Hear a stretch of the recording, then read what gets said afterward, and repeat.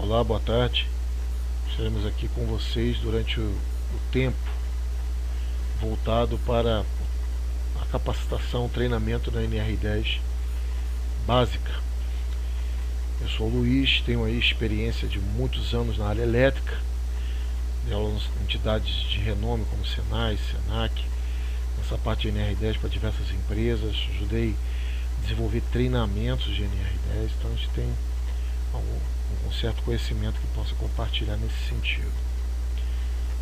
Então vamos em frente. Nossos conteúdos são objetivo de treinamento, introdução, segurança e higiene do trabalho, acidente de trabalho, causas dos acidentes, a corrente elétrica, segurança com eletricidade, riscos em instalações elétricas, área classificada, técnicas de análise de risco, acidente de origem elétrica, medidas de controle do risco elétrico, equipamento de proteção individual,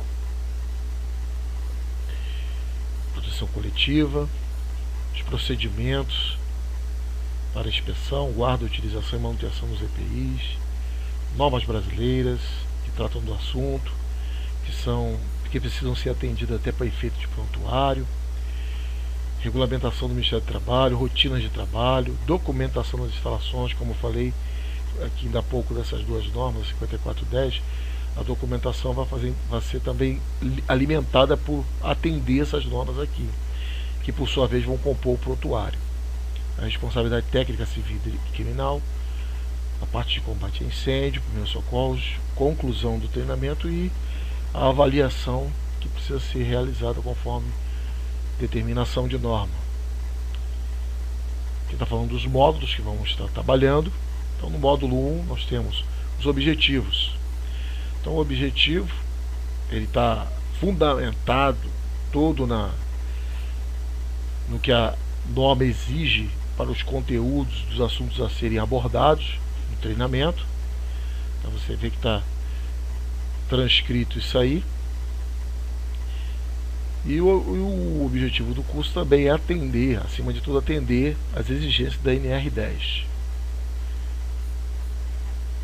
Missão do treinamento. A missão do treinamento está alinhada com o objetivo e campo de aplicação do mesmo, que acaba abraçando um conceito de direta ou indiretamente, trabalhadores que estão expostos direta ou indiretamente. Eu vou dar um exemplo de um trabalhador que seja indireto. É uma pessoa que vai dentro de uma área elétrica, uma subestação, para fazer uma medição, não tem nenhuma interface direta nas suas atividades com a elétrica, mas ela vai ser um trabalhador com uma exposição indireta. Ele não vai mexer em equipamento de eletricidade, mas vai lá para fazer uma medição, um pessoal de meio ambiente ou um pessoal de uma outra atividade qualquer, que só vai fazer coletar uma informação que de certa forma não tem nada a ver com a elétrica, mas é dentro do ambiente de elétrica. Isso é um exemplo.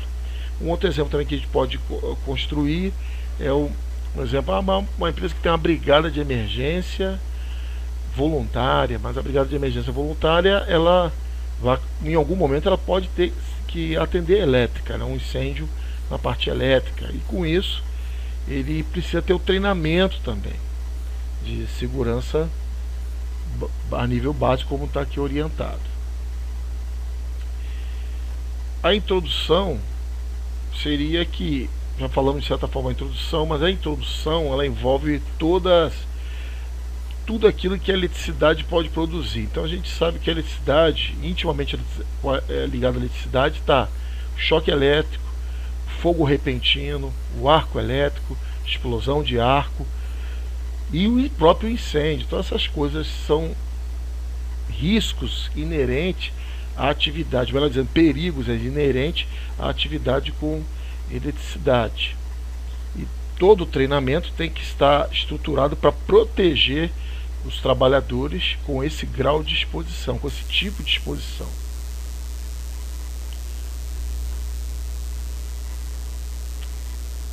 aqui já começa a falar da própria NR10. O que a NR10 faz? Os seus 14 itens, do que ela trata.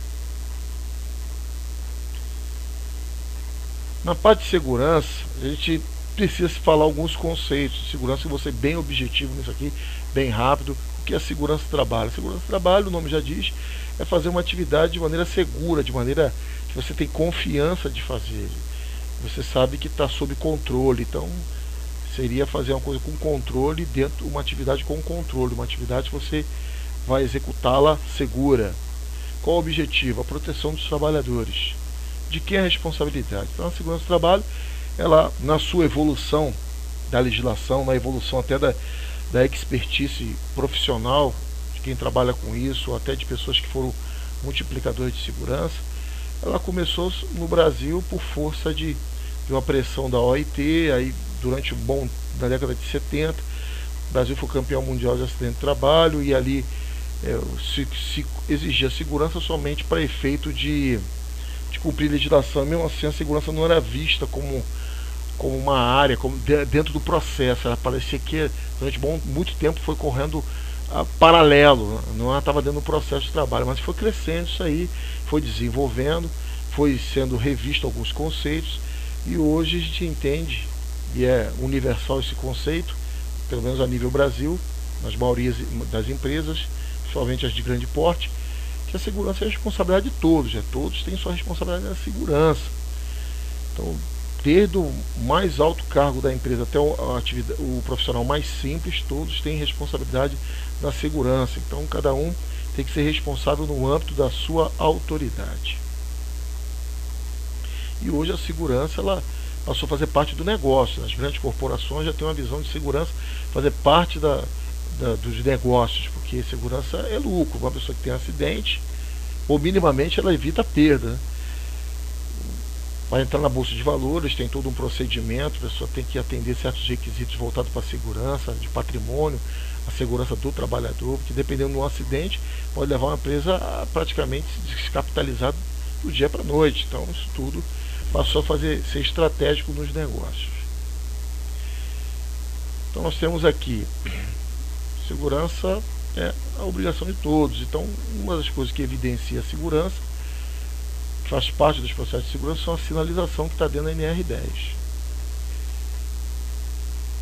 Então, a higiene do trabalho refere-se ao conjunto de normas e procedimentos que visa a proteção da integridade física e mental do trabalhador, preservando dos riscos à saúde inerentes às atividades do cargo e ao ambiente físico onde ele executa. Então, de maneira simplificada, esse é o conceito de segurança do trabalho. O acidente de trabalho. No Brasil, para ser acidente, é preciso ter uma lesão, como diz o conceito da Lei 8.213 da Previdência Social, que o acidente de trabalho é pelo exercício do trabalho a serviço da empresa que possa causar perturbação funcional, perda temporária ou permanente para a capacidade do trabalho. Então, é um conceito bem abrangente, mas de qualquer forma precisa-se ter uma lesão. Isso, de certa forma, prejudica um pouco o crescimento de uma cultura de segurança, porque muita gente tem em mente que acontece o evento, mas se não machucar ninguém, não teve acidente. Teve acidente. Hoje, com a ISO 45001, já coloca uma definição de incidente. Dentro do incidente, pode-se ter um incidente que gere uma lesão e, por sua vez, pode ser chamado de acidente, tá certo? Então, o conceito ficou bem abrangente, agora está incorporado a nível internacional, porque essas normas que eu citei, a 45.000 de segurança, ela é uma norma internacional, de consenso internacional. Então, um acidente, ele passou a estar incorporado dentro desse conceito do incidente. Então, um incidente pode ter ferimento, um incidente pode ser quase uma ocorrência perigosa, um incidente pode ser um quase acidente, quase perda, mas enfim, como não é o nosso assunto, nós vamos estar só voltado ao que está na definição de lei que é o acidente. Então, a nível de Brasil, tem que se provocar uma lesão, mas de qualquer forma, a nível internacional, está dentro do conceito do incidente. conceito legal está aqui, ó, já acabei de falar, até me antecipei. O conceito prevencionista já é mais voltado à parte de ocorrências de incidente, que não tenha lesões, mas era um conceito à parte, um conceito que só os profissionais de segurança sabiam essa diferença, mas hoje ele está dentro da ISO 45000. Mas de qualquer forma, a gente sabe que um incidente pode ter como também uma lesão de pessoal, como pode ter só uma perda material, ou como pode ser um quase acidente. Indo para outra parte sobre o acidente, tem dentro do conceito, né? Se o acidente é pelo exercício do trabalho a serviço da empresa, tem muita gente que trabalha dentro de um local ali, cumpre sua jornada de trabalho e vai embora. Se acontecer alguma coisa dentro daquele horário, a pessoa está coberta pelo conceito do acidente.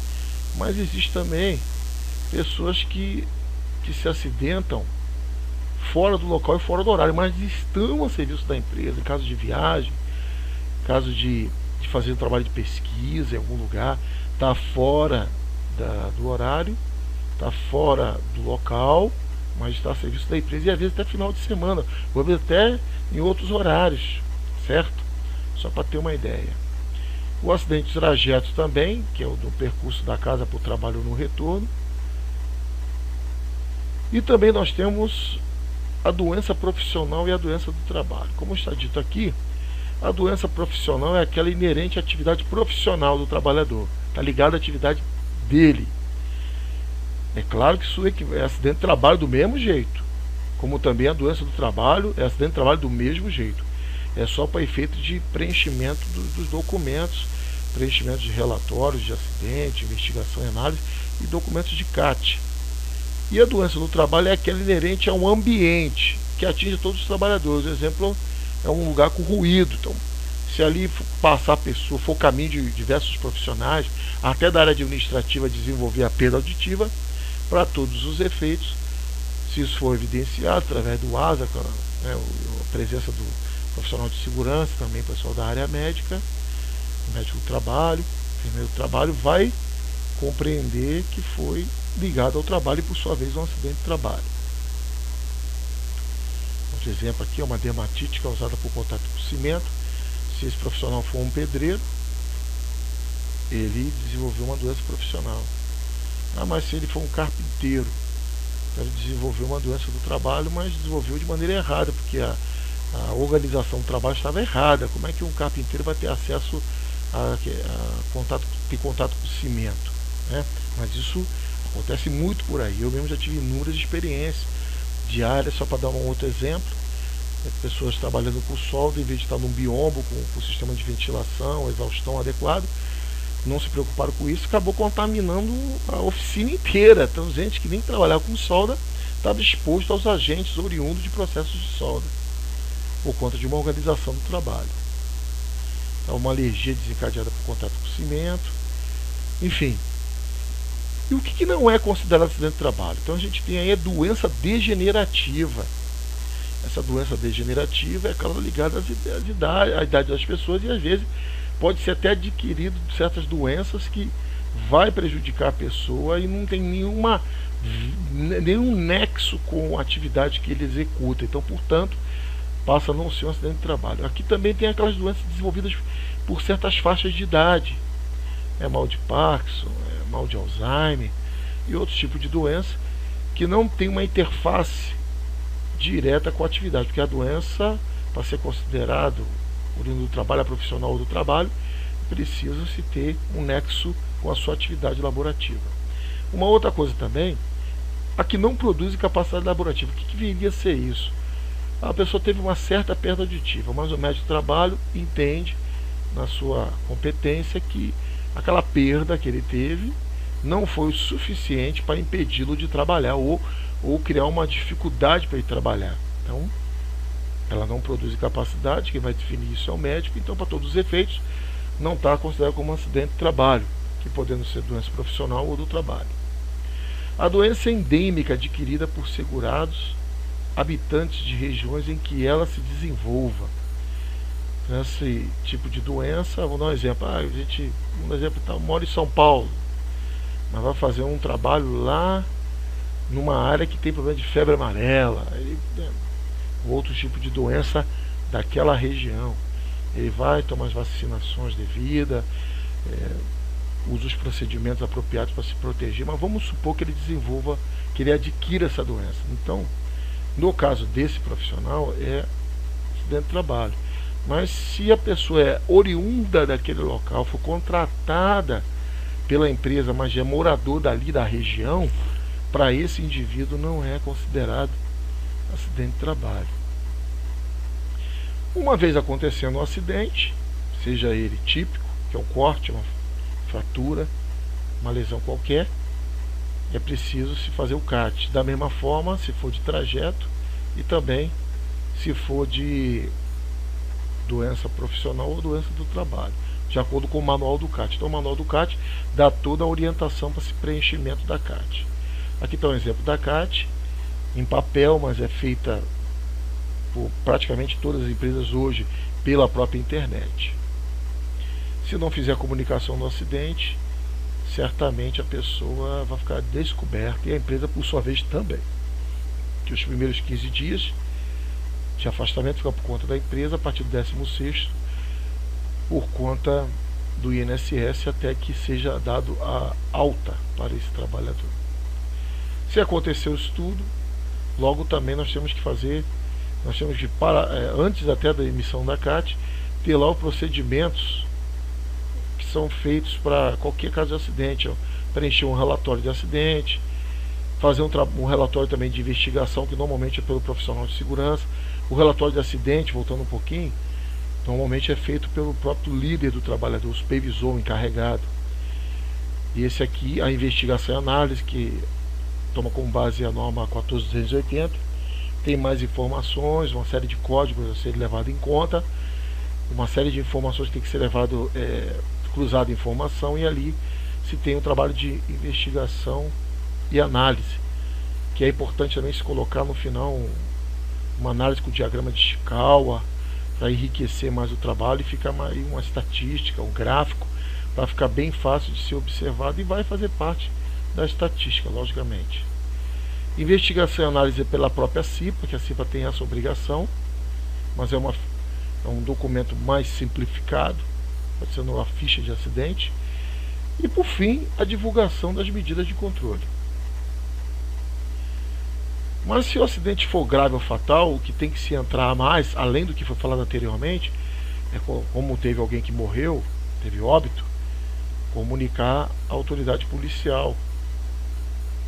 Então a autoridade policial vai fazer o inquérito que houve óbito, aí vai chegar às suas conclusões. E também na Delegacia Regional do Trabalho, como hoje não tem mais o Ministério do Trabalho, mas tem os lugares que estavam, não tem um nome Ministério do Trabalho, mas tem as delegacias que ainda atuam em prol da mesma atividade ligada ao trabalhador. Elaboração de relatório específico detalhado pela segurança do trabalho, é o mesmo daquele do anterior, você tem que ter isso aí. Reunião extraordinária da CIPA, quando se tem um acidente grave ou fatal, implica em ter uma reunião extraordinária. Tem o calendário de reunião ordinária, mas acaba tendo que fazer uma reunião extraordinária para tratar dessa ocorrência que levou a óbito ou foi um acidente grave. A investigação do acidente tem como base examinar o local do acidente, se necessário fotografá-lo, se possível interrogar o acidentado, ouvir testemunhas e supervisores, consultar pessoas envolvidas no trabalho, levantar as causas do acidente, determinar medidas corretivas, verificar o responsável por sua execução, divulgar a ocorrência do acidente, suas causas e medidas de segurança a serem adotadas, acompanhar o atendimento às recomendações apresentadas. Normalmente isso, resumidamente, de maneira simplificada. Nós estamos só construindo um histórico de conhecimento, que a própria NR10 é voltada na prevenção do acidente do trabalhador. E é um treinamento de segurança, voltado para a atividade coelétrica. Resultado das investigações: identificar o local, as principais fontes dos acidentes, revelar a natureza e dimensões do problema de acidentes, indicar necessidade de revisões técnicas, revelar deficiências ou falta de atualização, processos e procedimentos operacionais, se está atualizado ou não, revelar as práticas inseguras que indicam a necessidade de treinamento. Às vezes a pessoa se acidentou porque não teve o treinamento ou a capacitação devida, ou não tem perfil para aquela atividade. Permitir que os gerentes saibam onde concentrar suas ações prevencionistas e permitir uma avaliação objetiva do progresso de um programa de segurança. Dentro do acidente, nas consequências, pode ter uma lesão pessoal, que é aquela que é qualquer dano sofrido pelo organismo humano como consequência do acidente, lesão pessoal. Essa lesão pode ser imediata, você vê na hora, como pode ser lesão mediata, que vai se manifestar tempos depois, e às vezes muito tempo. Então, se você não fizer a CAT, se o trabalhador não fizer a CAT, ou a empresa não fizer a CAT, o trabalhador fica desprotegido com isso e acaba sendo problemático para todo mundo. E de qualquer forma, a CAT pode ser informada até pelo próprio acidentado, dependendo da situação, sindicato, autoridade pública. A obrigação principal da empresa, a empresa precisa fazer isso, mas às vezes pode ter alguma empresa ou outra que tem alguma dificuldade de entender isso aí. E até os próprios familiares do acidentado. Lesão com perda de tempo. É aquela lesão que impede o trabalhador de voltar ao trabalho no dia imediato do acidente. Ou pode ter um afastamento permanente. Lesão sem perda de tempo. É aquela que não impede o trabalhador, o acidentado, de voltar ao trabalho no dia imediato. A pessoa se acidentou 2 horas da tarde, foi na enfermaria, a enfermaria prestou primeiros socorros para ele, deu ponto, fez um curativo, no outro dia ele volta. Ou então, se ele não tem essa enfermaria, ele é levado para o pronto-socorro, aí lá fazem para emergência, faz lá o procedimento que precisa ser feito, e no outro dia ele volta a trabalhar. Então, está nesse enquadramento de lesão sem perda de tempo. Aqui está mostrando a estatística dos custos de acidente, realmente muito elevado. E tem aquele custo que é segurado, que despesa com o pagamento do prêmio do seguro do acidente, e os custos indiretos, que não é segurado. É aquele que, com perda de tempo, retrabalhos, paralisações de atividades, custos com deslocamentos, custos de pessoas que vão se envolver para trabalhar em prol de acertar essa situação toda da ocorrência do acidente. Enfim, é o custo que não é segurado e normalmente é muito alto e nem sempre é fácil de computar. Vou mostrar aqui para vocês a fonte Gazeta Mercantil. Brasil gasta 20 bilhões com acidentes. Então, isso foi em 2001, foi feito um levantamento e vê que o valor é realmente estratosférico. Continuando, as causas do acidente é o ato inseguro, que é a atitude da pessoa, como ela trabalha, como ela executa a sua tarefa.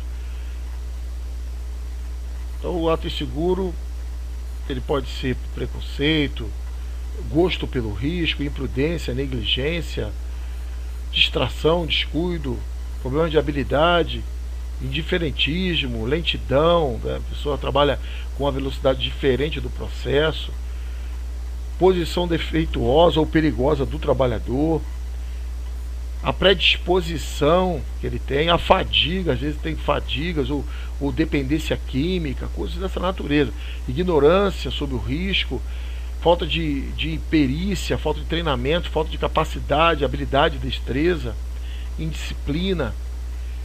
Então são coisas que acaba contribuindo para a pessoa ter uma atitude, quer dizer, o ato inseguro no trabalho.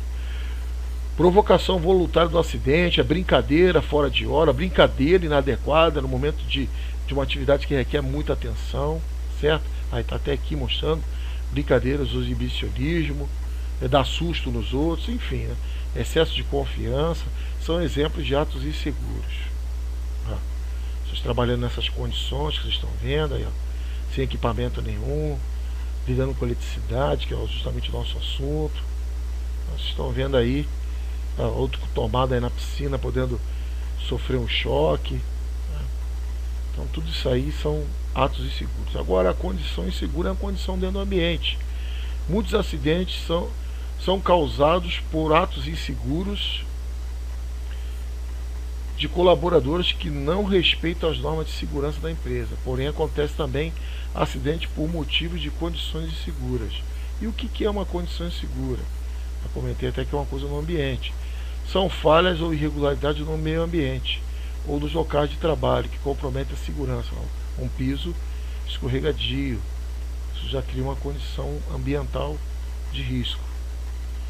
Máquina com dispositivo de segurança defeituoso, máquinas ou ferramentas defeituosas, ventilação imprópria, piso defeituoso, equipamento de proteção individual inadequado, mal dimensionado, extintor de incêndio com carga vencida ou descarregado, material espalhado próximo ao local de trabalho, iluminação imprópria, são alguns exemplos. Então, essas condições de segurança também somam para a ocorrência de acidente. Então, tem aqui uma série de possibilidades que está descrita, vocês depois continuem a leitura.